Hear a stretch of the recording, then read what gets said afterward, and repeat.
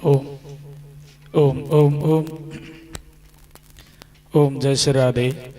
ओम समादरणीय ग्रामवासी भक्त सज्जन वृंद, अब यथाशीघ्र इस श्रीमद्भागवत सप्ताह ज्ञान माहेगी को आज कलश यात्रा पश्चात पूर्वांग मंडप पूजा आज संपन्न भइसकेको छ। अब आज रात्रिकालीन श्रीमद्भागवत सप्ताह ज्ञान माहेगी को हाम्रा श्रद्धेय गुरुदेवले पाठ पारायण पनि केही अगाडि बढाइसक्नु भएको छ। अब हजुरहरूलाई यस श्रीमद्भागवत सप्ताह ज्ञान माहेकीको प्रथम दिनको यो प्रथम सत्र कथालाई हामी आरम्भ गर्नेछौँ। यो आवाजलाई यत्र तत्र सर्वत्र जहीँ कहीँ यदि श्रवण गरिराख्नु भएको छ भने चाँडोभन्दा चाँडो आफ्नो घरका अनन्य काम धन्दाहरूलाई व्यवस्थापन गर्दै भागवत मण्डपमा आई कथा श्रवण गरी दिनुहुनको लागि सम्पूर्ण ग्रामवासी भक्त सज्जन वृन्दहरूलाई म हार्दिक अनुरोध गर्दछु। बोलो भक्तवत्सल भगवानको जय, गोविन्द भगवानको जय हो।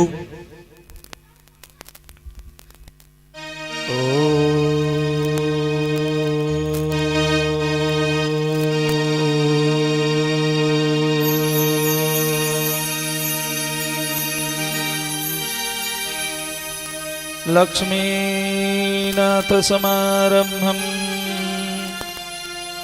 नाथयामुनमध्यमा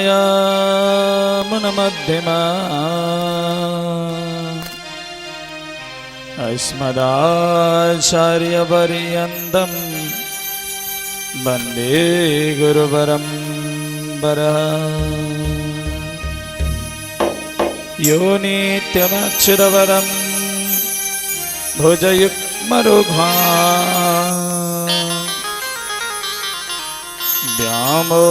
व्यामोहतस्तरितरा त्रीडाय मेने अस्मद्गुरोर्भगवतो सदैकसिन्धु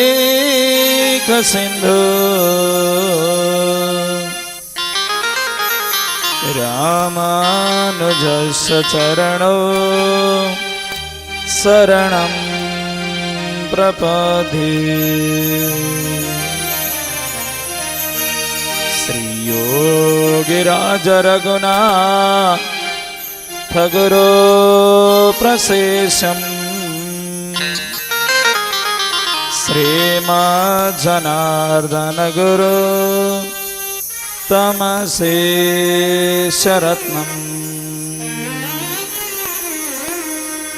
वेदान्तैकमणिपणं सुलभं सुशीलम्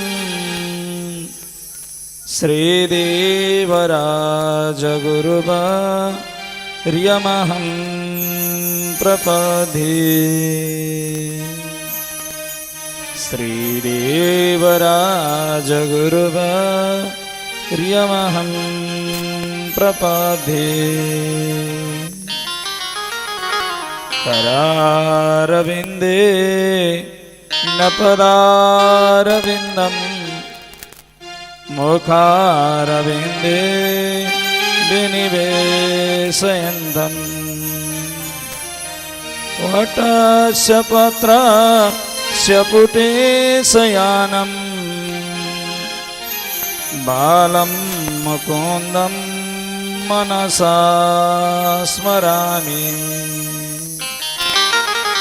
बालं मुकुन्दं मनसा स्मरामि। बोलो भक्तवत्सल भगवान को, बोलो गोविंद भगवान को, श्रीमद्भागवत महापुराण को। हरि ओम। आउनुहोस् समादरणीय भक्त सज्जनवृन्द, हजुरहरूको छरिएर रहेको मनलाई भगवत नाम संकीर्तन द्वारा भगवान को चरण र भागवत मण्डपमा र भक्तिमा समर्पण गर्नको लागि एउटा भगवत नाम श्रवण गर्नेछौँ। पश्चात हामी प्रसङ्गतिर जानेछौँ।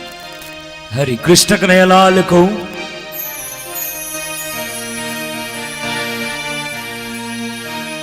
श्री कृष्ण गोविंद हरे मुरारे हे नाथ नारायण वासुदेवा श्री कृष्ण गोविंद हरे मुरारे हे नाथ नारायण वासुदेवा हे नाथ नारायण वासुदेवा हे नाथ नारायण वासुदेवा हे नाथ नारायण वासुदेवा हे नाथ नारायण वासुदेवा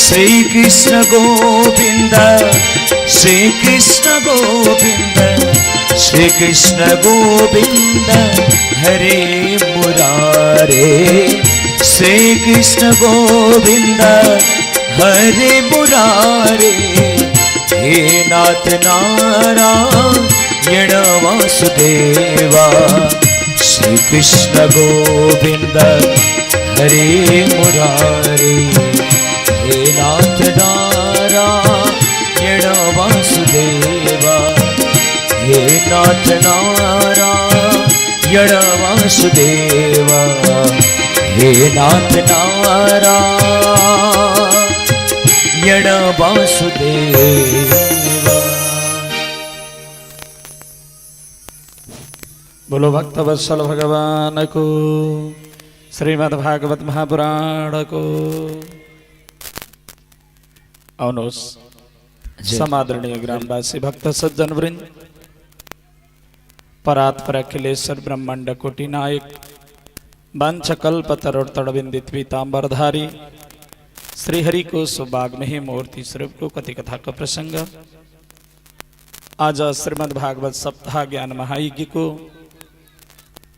प्रथम दिन को यो कार्यक्रम लिएर सत्र लिएर म उपस्थित भइसकेको छु। सम्पूर्ण ग्रामवासी भक्त सज्जन वृन्द हजुरहरू पनि आफ्नो घरका अन्य काम धन्दाहरूलाई लिएर व्यवस्थापन गर्दै भागवत मण्डपमा आजको यो पहिलो सत्रको कथामा सारिक भइदिनु हुनको लागि सम्पूर्ण ग्रामवासी भक्त सज्जन वृन्दलाई हार्दिक अनुरोध गर्दछु। यसैगरी कपिल गोत्रमा दिवाङ्गत हुनुभएका स्वर्गीय माताजीको यो जुन वार्षिक पुण्यतिथि पश्चात आयोजित यो श्रीमद् भागवत सप्ताह ज्ञान महायज्ञ आज पहिलो दिनको कार्यक्रमलाई लिएर हाम्रा कलाकार मित्रहरू र भक्त सज्जन वृन्दहरू उपस्थित भइसक्नु भएको छ। अब आउनुहोस्, हजुरहरूलाई विलम्ब नगरिकन भागवत रूपी अमृत कथा रस्वास्वादनको लागि हामी लिएर जाँदैछौँ। हजुरहरूले एकाग्र चित्त भएर श्रवण गर्नुहोला। श्रवण गरेका कुरा केही मनन गर्नुहोला र मनन गरिसके पश्चात आफूले श्रवण गरेका कुराहरू आफ्ना गृहमा केही न केही कुराहरू व्यवहारमा पनि उतार्नुहुन्छ भन्ने पूर्ण आशा गर्दै भक्त सज्जन वृन्द, अब हामी श्रीमद् भागवत कथालाई आरम्भ गर्नेछौँ। सर्वप्रथम भक्त सज्जन वृन्द, यो जुन भागवत रूपी कथा आज हामीले यस पुण्य नगरीमा श्रवण गर्ने अवसर प्राप्त भएको छ र यो अवसर हामीलाई ठुलो भाग्यले प्राप्त भएको छ। त्यसै कारणले गर्दा आज हामी यहाँ जो श्रवण गर्नको लागि जो लालायित भएर बस्नु भएको छ, यो भागवत रूपी कथा हामीलाई ठुलो भाग्यको प्रभावले मात्र मिल्दछ। त्यसै हुनाले गर्दा आज हामी अब हजुरहरूलाई त्यस्तो अमूल्य ग्रन्थको रूपमा र महत्त्वपूर्ण रूप ग्रन्थको रूपमा हजुरहरूलाई यो भागवत रूपी कथालाई आरम्भ गर्नेछौँ। जन्मान्धस्यतो नितरतः चार्थेषु विज्ञासुराट् तेने ब्रह्महृदादि आदिकवयो मय्यन्ति यत्सूरय तेजो वारिवृदं निमयो यत्र त्रिसर्गो मृषं धाम्ना स्वेन सदा निरस्तकुहकं सत्यं परं धीमहि। जस्तो प्रकारले यो भागवत रूपी कथा आज हामीले जन्म जन्मान्तरमा त्यसमा पनि गएर त्यस्तो फलस्वरूप जो ग्रन्थ हो आज हामीले यस्तो पुण्य नगरीमा बसेर श्रवण गर्ने अवसर प्राप्त भएको छ। त्यसमा पनि गएर संसार कारण र सम्पूर्ण पालन र सम्पूर्ण त्यस्तो फल प्रदान गर्नेवाला त्यस्तो ग्रन्थ हो भागवत। त्यसमा पनि गएर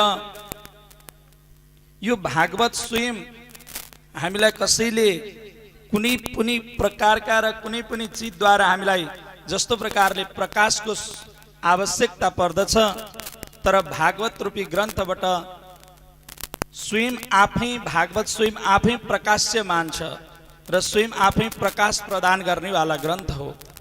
त्यसै कारणले गर्दाखेरि त्यस्तो खालको जो ग्रन्थ हो भागवत रूपी ग्रन्थ र त्यसमा पनि गएर स्वयं आज भगवान श्री हरि नारायणद्वारा ब्रह्माजीलाई दिनुभएको त्यस्तो यो ज्ञानोपदेश यानी कि ज्ञान कथाको प्रसङ्ग हो। र अनि त्यसै गरी यता ब्रह्माजीले नारदजीलाई दिनुभयो र आज सो नारदजीले वेद व्यासजीलाई प्रदान गर्नुभयो र वेद व्यासजीले सुखदेवजीलाई श्रवण गराउनु भएको यो त्यस्तो महत्त्वपूर्ण ग्रन्थ हो। त्यस कारणले गर्दा आज सम्पूर्ण प्रकारका स्वयं आफै भगवान प्रकाशमान हुनुहुन्छ र कसैले आज हामीलाई उज्यालोको लागि लाइट जसै गरी आवश्यकता पर्दछ त्यसै गरी भगवानलाई स्वयं आफै नै सबैमा के हुनुहुन्छ त स्वयं प्रकाशमान हुनुहुन्छ राजन। त्यस्तो खालको जो भगवत स्वरूप हो र त्यस्तो भगवानको दिव्य स्वरूप हो र त्यस्तो भगवानका दिव्य के हुन् त प्रकाश हुन्। त्यसै हुनाले गर्दाखेरि यो भागवत रूपी कथा आज हामीले त्यसरी प्राप्त गर्न पाएका छौँ। अनि त्यसमा पनि गएर आज भागवत रूपी ग्रन्थ जो हो आज हामीले सम्पूर्ण प्रकारको जस्तै वर्णन गराउनुहुन्छ सत्य र यसमा कुनै पनि प्रकारका न कृष्णको न भगवान विष्णुको न भगवान शिवको न भगवान देवीको कुनैको पनि तरहले भगवानले के गर्नुभएको छैन त भन्नुभएको छैन। मात्रै केवल भगवानले सत्यम परम धीमहि भनेर भन्नुभएको छ, किनकि सत्यलाई सबैले नै अनुसरण गर्न पर्दछ। सत्यम परम धीमहि भनेको भए यानी कि कृष्णम परम धीमहि भनेको भए भगवान कृष्णको मात्रै हुन्थ्यो, शिवम परम धीमहि भनेको भए भगवान शिवको मात्रै हुन्थ्यो हैन, देवी परम धीमहि भनेको भए देवीको मात्रै हुन्थ्यो। तर भगवानले के भनिदिनु भयो त्यसमा सत्यम परम धीमहि, सत्यलाई मात्रै ग्रहण गर्नु, सत्यलाई मात्रै सत्यको सबैले अनुसरण गर्न पर्दछ, सत्यलाई जसले पनि लिन पर्दछ। गोविन्द भगवानको राधा कृष्ण भगवानको समादरणीय भक्त सज्जनवृन्द जल वर्षा भइरहेको छ है। हुन त कुनै पनि कार्य गर्दाखेरि शुभारम्भमा जल परेको त राम्रै हो हैन, त्यसमा पनि गएर चिन्ता नलिनु होला। भागवतको आरम्भ भएको दिन पानी पर्नु त राम्रै कुरा हो हैन। त्यस कारणले गर्दा यो राम्रो लक्षण हो है। माताजीको यो जुन वार्षिक पुण्यतिथिको पश्चात हामीले जुन आयोजना गर्नुभएको छ यो भागवत, र भागवतमा शुभारम्भको समयमा आरम्भ भागवत सुरु गर्ने बित्तिकै जल वर्षा भएको छ। त्यस कारणले गर्दा यो त धेरै नै राम्रो कुरा हो। तर हामीलाई केही व्यक्ति आफ्नो स्वास्थ्यको अनि केही हामीलाई बस्नको लागि असहज होला, अलग कुरो हो। तर ठिकै छ, जसरी हुन्छ मिलाएर बस्नु होला। बोलो गोविन्द भगवानको। सत्यम परम धीमहि, भगवानले किनकि यता सत्यलाई मात्रै के गर्नुभयो त अनुसरण गर्नुभयो। अनि त्यसै गरी निगम कल्पतरोर गलितम फलम सुखमुख द्रवितम द्रव संयुतम पिबत भागवतम रसमालयम मुहुरहो रसिका भूमि भावुका। आज त्यस्तो खालको जो अमृतनीय फल हो, जो फल आज फलेर अनि त्यस पश्चात त्यसको रसवास्वादनद्वारा फल पाकेर झरिसकेको र फेरि पुनः माटोमा स्थित भएर जो फल के हुन्छ नाश हुन्छ भने आज त्यस्तो खालको फल होइन। जो भागवत रूपी फल भनेको त्यति मिठास फल हो, त्यति अमृतनीय फल हो। त्यसै हुनाले गर्दाखेरि भागवत रूपी अमृत फल आज हामीले कर्णपथद्वारा कानको फलद्वारा श्रवण गरेर हृदय आत्मामा विराजमान गराउनु पर्दछ राजन। त्यस्तो खालको जो भागवत रूपी फल, त्यसै हुनाले गर्दा कल्पतरुर गलितम फलम, न गलेर झर्छ।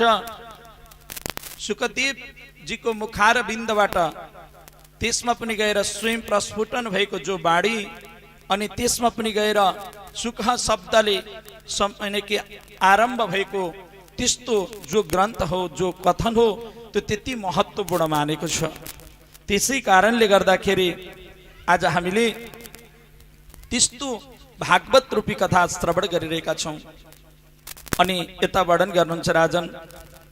अब यो भागवत श्रवणको लागि यता 6वटा प्रश्न गर्नुहुन्छ। जस्तो प्रकारले पहिलो प्रश्न, जम्मा 6वटा प्रश्नमा यो भागवतलाई समापन गर्नुहुन्छ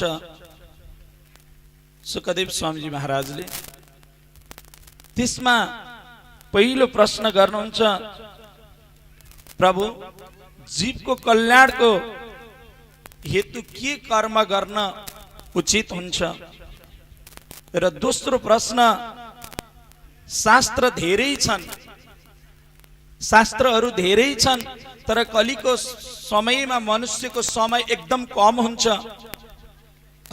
थोरै समयमा त्यो श्रवण गरेर आज मुक्ति हुने बाटो के होला?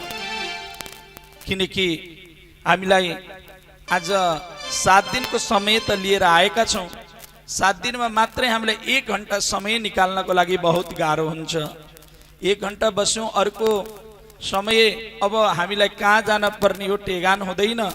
त्यस कारणले गर्दाखेरि थोरै समय श्रवण गरेर त्यो फल प्राप्त गर्ने खालको कुनै त्यस्तो ग्रन्थ छैन, त्यसको वर्णन गराइदिबक्सोस्।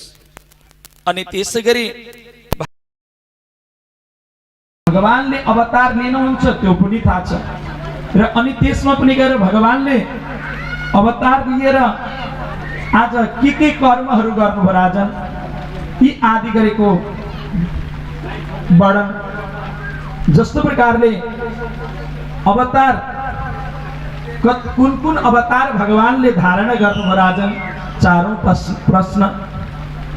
र अनि त्यसै गरी 5औं प्रश्नमा जीवनको परम लक्ष्य र जीवनको केवल तो भाव भनेको के हो?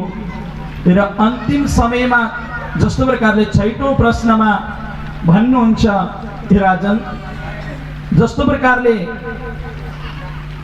अन्तिम समयमा भगवान स्वधाम गइसके पश्चात भगवान यो धरतीमा धराधाममा जन्म लिएर आइसके पश्चात त गर्भबाट जन्म लिएर आइसके पश्चात भगवान स्वधाम गइसके पश्चात धर्म कसको शरणमा जान्छ राजन? यो जम्मा 6 वटा प्रश्नको प्रश्न गर्नुभयो। यही 6 वटा प्रश्नको उत्तर दिँदा दिँदै केवल भागवत 7 दिनमा समापन हुन्छ राजन। त्यस कारणले गर्दाखेरि त्यस्तो खालको महत्त्वपूर्ण विषयको वर्णन गर्नुभयो। त्यसै कारणले गर्दाखेरि अब अगाडिको प्रसङ्गमा वर्णन गर्नुहुन्छ। अब भगवानको अवतारको विषयको वर्णन गर्नुहुन्छ राजन। जस्तो प्रकारले दोस्रो अध्यायमा जस्तो प्रकारले भगवानका अवतारमा सृष्टिको इच्छाले परमात्माले महत्त्व इन्द्र आदि तत्त्व भावलाई प्रदान गर्नुभयो। अनि त्यसमा पनि गएर भगवानले भूवराह अवतार धारण गर्नुभयो राजन। भगवानका